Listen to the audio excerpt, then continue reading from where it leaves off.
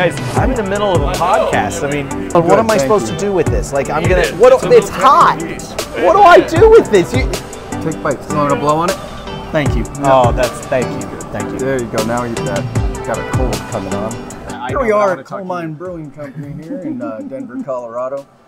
It's a Thursday night. We got our stand going outside. They got cold drinks on tap. It's a good time. Dogs running around outside. And EJ and I are about to have a little discussion about our journey to this point. Wow, I couldn't say it better. We're hiring him for the tour. Oh, yeah. You want some pizza? And there's the pizza. Yeah, thank you. Did you bring me this whole thing? Nice. If we do well enough, EJ will let the rest of us eat. So that's exciting. By the way, did we get the intro? Yep. You're stealing my fun. I apologize. I'll put it back if you want. No, keep stealing it.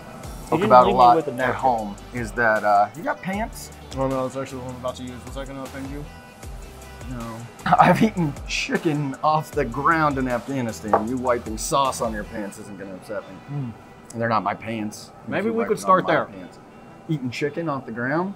Tell us about that story. Yeah, it's an easy story. Yeah, we had come in from running a few missions, and we were getting chow, and we're coming back out to the trucks, and we just had like chicken breast and veggies, and I dropped my chicken breast in the dirt, and I wasn't gonna not eat it, so I ate it. And it was covered in dirt, and it was still good. I'm laughing because you said it was going to be a short story, and it really was a short story. Yeah, well, we don't have to you don't want to fluff it. No. You know. But at the end of the day, you served in Afghanistan. I did. And you were in Afghanistan when you dropped your chicken. Thank you for your service. service. No problem. Yeah. So from there, I didn't know you then. How did we meet? We met at a Chick-fil-A for breakfast. In Austin? In Austin. You were doing what at that time? Scoop and poop. Scooping poop? Yeah, under Ryan McCoy. What do you do now? Not a whole lot. I mean, for the most part, I get to do a lot of this kind of stuff, you know, dealing with putting together dispatch boards, running routes, hanging out. I get to take my kids to school, pick them up from school every day. So that's pretty awesome. That is awesome. That's a lot of what I do. That is I leave awesome. the hard work to Heather. She's not here. By the way, Andrew is one of our franchisees in Austin. And I will let you pick up the story. You mentioned Heather does all the work, and you basically do these sort of things. Cheers. Cheers to Colorado Springs. As Andrew said, we're here at Coal Mine Avenue Brewing, and actually we're not in Colorado Springs shit. We're in Littleton. We're in Littleton, Colorado. It's been a long day. So Heather does all the work. Who is Heather? Heather is the co-owner of our franchise here, Pile Snipers, and also my sister. Yeah. Big sister, right? Yeah, big sister. And if I remember correctly, the first time I met her, she told me, I met you first, you worked here. Mm-hmm. We were looking for client care advocates. Yeah. She was our third client care advocate ever, if I remember correctly. But when I met her, she said that she taught you everything you know. Well, it's not entirely true, but it's fine. You know. That's not true. No, she's a great teacher. I'm just not the best student, you know. Okay. So, but yeah, she's amazing. She is absolutely the backbone of Pile Snipers. She takes care of most of the things that are important, and I get to do the fun stuff. So, what's the fun stuff? So the fun stuff is like jumping off cliffs. Jumping off cliffs, yesterday. Yeah, that's good. Trying to wreck the Wrangler, that's always a good time. You know, but what I'm really passionate about, and hopefully we can get to, is, you know, how I feel about unprotected left-hand turns. I don't know if you have an opinion on this, but.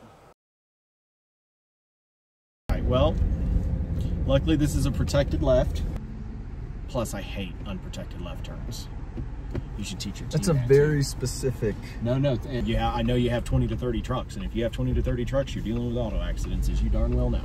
True. I can't even say that with a straight face. Well, let's get back to it. You get to do the fun stuff. You get to jump off cliffs. But what do you do day to day for Scoop Soldiers? In your business, what is your day to day? Is it dispatching? Is it the crews? It's a lot of the operation. So, well, what's cool is that hopefully it's gonna get even easier. We're working on bringing up an operations manager, so somebody who can help with the day to day. But right now, what I do is I handle our tech correspondence, anything they need day to day for Colorado, as well as Texas. And handle the dispatch boards, the grouping and the routing, and field some of the emails. I dabble in that part. I let Drew and Heather handle most of that because they're way better at it than me. So when I say I mean like they allow me to bow out. Right. They allow you to bow out. But you're at the end of the day managing how many Boots on the ground. trucks? Yep. How many We're at about members? 34 trucks Yep. in 2 states. Yep. Here in Colorado. We got 10 here. And we are in Colorado. We are essentially Colorado Springs, Denver, And now Fort Collins and Boulder. Collins, Boulder, Greeley. You started here as a team member, a corporate team member in Austin with 3 trucks Yeah. as a technician. Yep. And how long, it was what, 5 years after that you became the franchisee in Austin? Maybe a little less, maybe more Less? like 4, but yeah, right in that ballpark, about 4 years. And that what that means for people watching that aren't familiar with the franchise system is that you became essentially self-employed, a business partner in a lot of ways, where you're handling the day-to-day operations. We're helping you with support with the command center, the phones and credit cards and accounts receivable and sales, right? So you're running your own business, which alludes to something you gotten to experience. I loved what you said earlier. So you get to pick the kids up from school. yep, I get to take the kids to school and drop them off, pick them up every day. That's probably one of the biggest rewards of where this has taken me so far, is the family time. Yeah. That's been amazing. So I enjoy that part of it for sure. What do you see for the future? For pile snipers, For hopefully. Scoop Soldiers and And your franchise Scoop territories Soldiers in in general. Colorado and Well, I hope Austin. Scoop Soldiers definitely we left continues San to do Antonio well. out, by the way. I left San Antonio out. So Austin, San Antonio.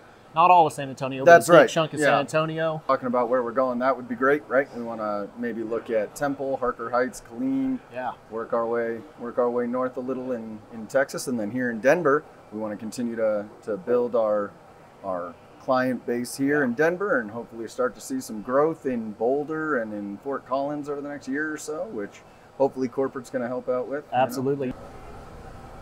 When you were in the military, did you ever think you'd be a franchise owner? Oh, absolutely not. No. Yep.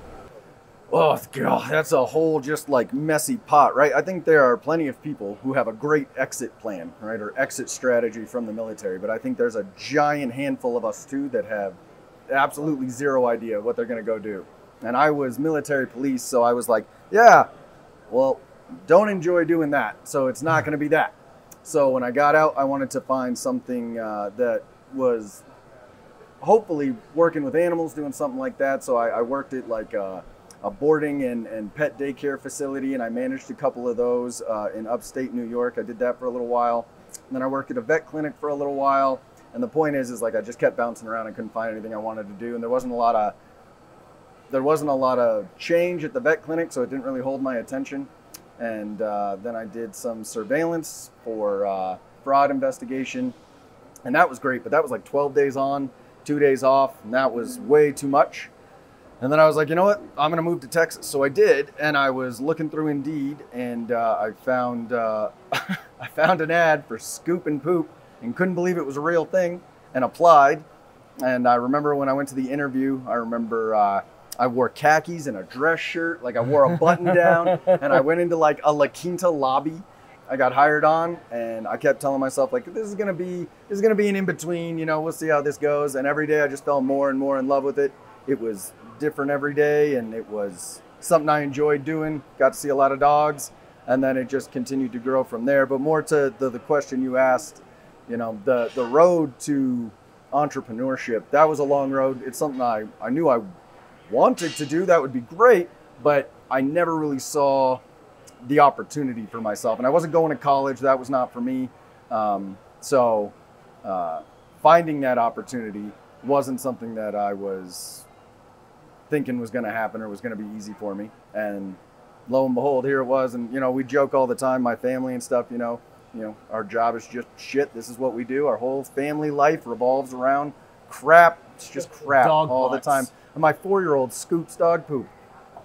Yeah, it's intense. I love it. Yeah. It's So a it's been legacy. amazing. You're building a legacy. Hopefully. I mean, truly. I mean, yeah, I believe you are. that's the goal. We're just getting started. So the best thing, Oh, no, start with the worst. I don't want to. The best thing easily is the opportunities it's afforded me as a family-oriented person. Not only do I get to now work so closely with my sister, who's been my best friend since I was born. By default, she didn't really have a choice.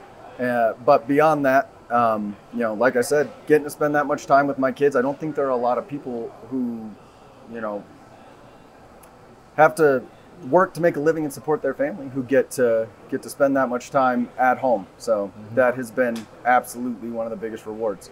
And the worst part is sometimes, you know, in any kind of work, you got to work pretty hard. It means you have to travel, you got to go rub elbows, you got to hang out with like the franchisor and, you know, answer to people and, ooh, are your trucks good? And, ooh, are you representing the brand? Tank inspection, you know, episode coming soon. You know, no, but I don't know that I could say there's a genuine worst part of owning your own business. And